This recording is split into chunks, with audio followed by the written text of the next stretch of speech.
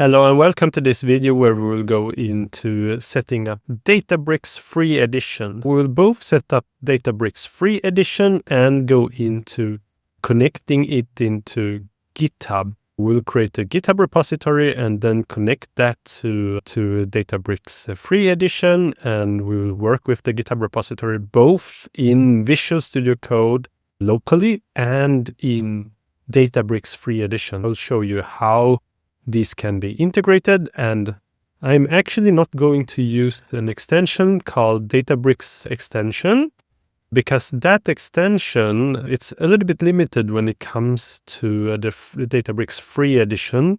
I will choose another workflow that I will guide you through. Let's move on to creating our Databricks Free Edition first. Here I am in the browser and I've searched for Databricks Free Edition. And here we come into Databricks Free Edition, and you can click here, sign up for Databricks Free Edition. This one replaces the previously called Community Edition. It's important that if you're following me and you want to use the same, use the Free Edition, you sign up for that. It will be free forever. While if you can also choose another option that is called Free Trial, which gives you 14 days and gives you a certain amount of credits to use for Databricks. But after those free trial, it's over and then you need to pay for the service. But the Free Edition is free but more limited than the free trial and the paid version, of course.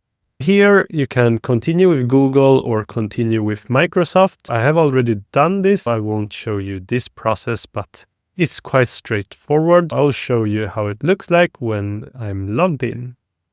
Here I've logged into Databricks. You can see here up to the left, it says Free Edition, even if it's very, very small text. Let's see if I can zoom in a little bit. Yeah, Free Edition here. Let's go into workspaces, and here there are some workspaces that I've been working on already, but basically here you have your code, and I will create a Git folder here. To create a Git folder, we can create a GitHub repository in GitHub first, and then we can paste it in here. I'll go into GitHub here, and I will do the plus here, and we will create a new repository. And I will call this YouTube, let's see, YouTube Databricks demo,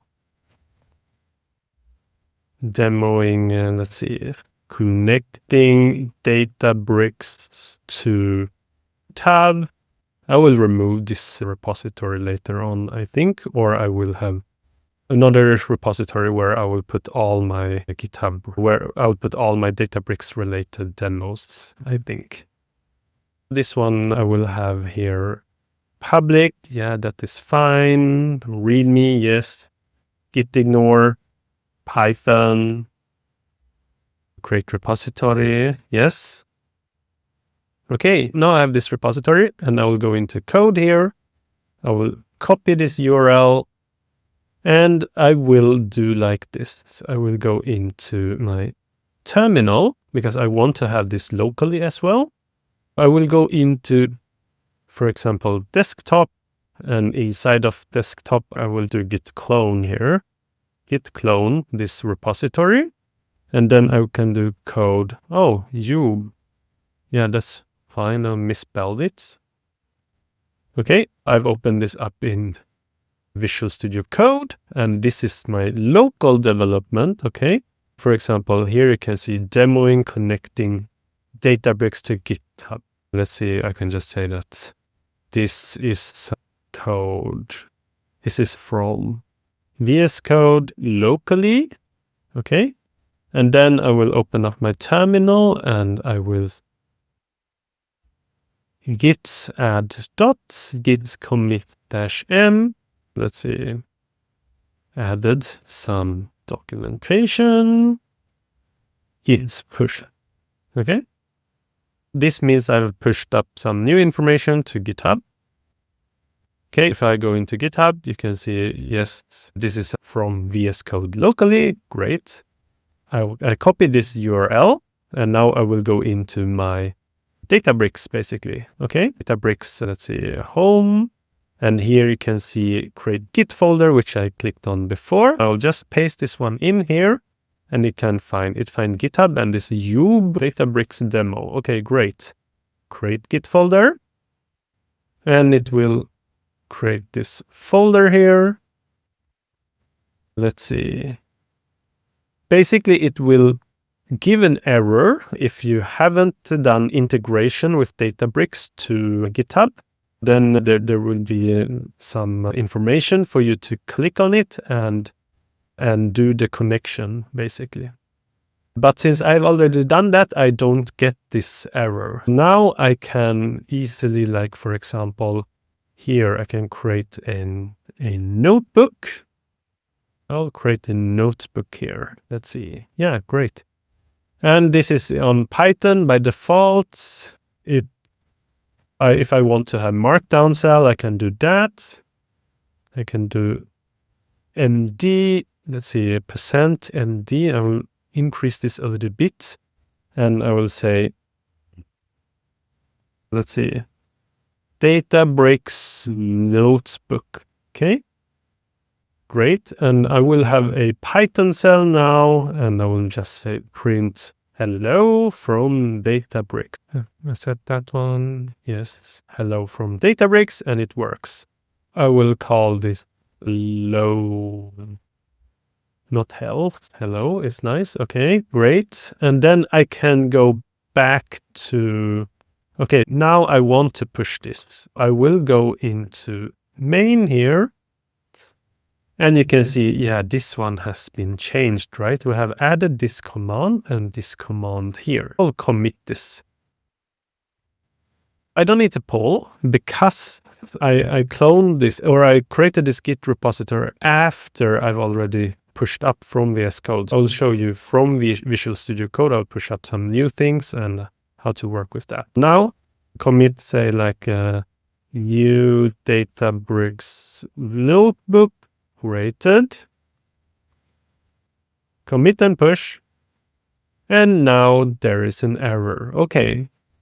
Yes, I need to link. The link to your GitHub account does not have access, right?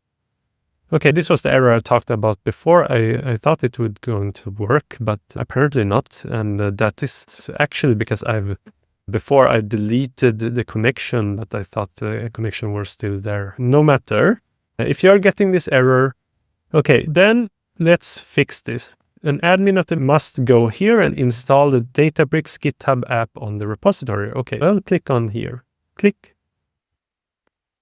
I will go into my account and then choose if I will allow all repository or only selected repository. And I will use only select repository because I want to keep the access to the minimum. Only the repositories I want to give access to Databricks, I will give it manually. This is following POLP, Principle of Least Privileges. Okay, only select repository. Then I will select repository and I will select, let's see, Youb Databricks demo. Okay, great. I will select this one. Read access, read and write access, read access to email address. Yes. And then I will install it. Okay, this one installs the Databricks apps and gives repository access to the repositories of my choices. Where do you find this? Well, you go into yourself, you go into settings, and inside of settings, you go down here, you have applications. And inside of applications here, you can configure this Databricks and you can choose new repositories if you want, right? Now, when I've done that, let me try and push again. Okay, save this branch. Yes. I can create a branch also if I want to. And that is actually very good if you're working with several branches. But since I'm alone, I will just push it to main directly. Okay, cool. Save this first. Successfully updated Git repository. Okay, great. Let's see. Go to changes. Okay, this is the changes. Created the Databricks notebook. Commit and push. Successfully committed and pushed changes to branch main. Okay, great.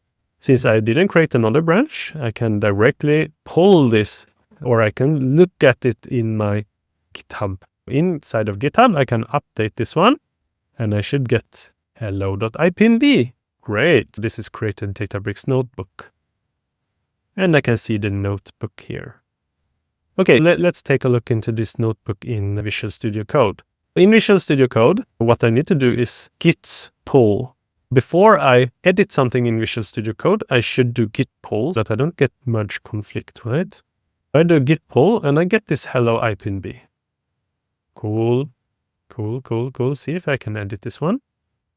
Okay, great.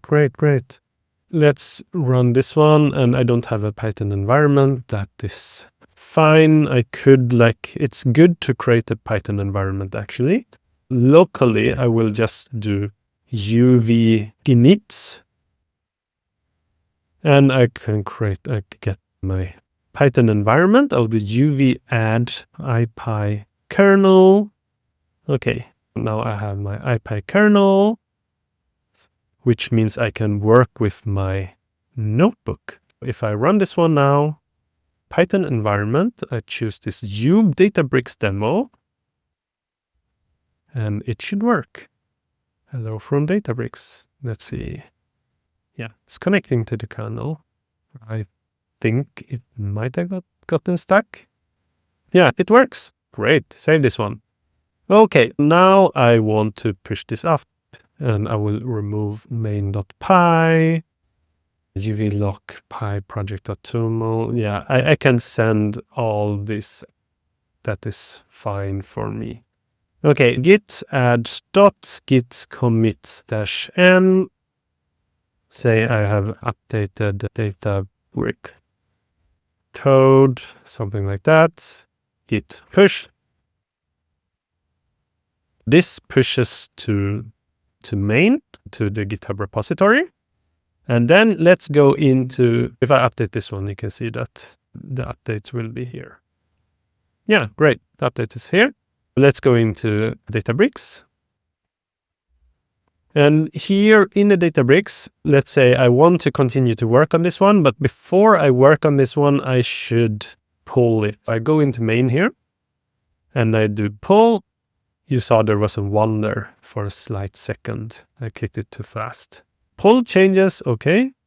And now you can see, yes, print hello from VS Code. It's there. Good. This is a way for me to work blendedly with both my local development, VS Code, and Databricks. In Databricks, I will work with everything connected to Spark and things where I need to have Databricks, while, for example, documentations, some testing, explorations, and other things I could work with inside of VS Code, which I think is quite convenient and familiar for me, and I like to combine both. But if you think like you want to work solely in Databricks, that is also fine. But it's quite good to have the GitHub connection that you can push your code to GitHub. You have version control your code. That is quite good.